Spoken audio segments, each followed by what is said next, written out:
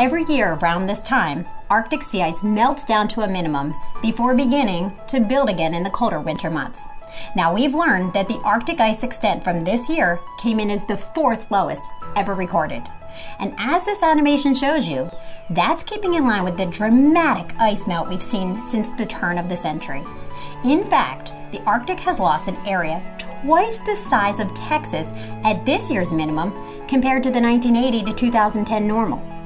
But not only is the ice shrinking in size, it's dropping in volume.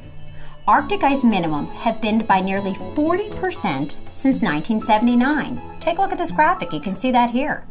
And 10 of the lowest sea ice volumes have happened in the past 11 years. So you might ask, who cares besides the seals and polar bears?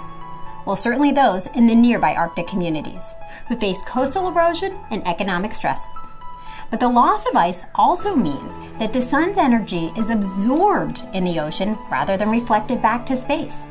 That creates a feedback loop, which accelerates global warming for all of us. Also, the polar ice melt may change weather patterns around the globe, including right here in North America. Now, the sea ice up at the North Pole freezes back to its maximum at the end of winter. This past year, that maximum was the lowest on record.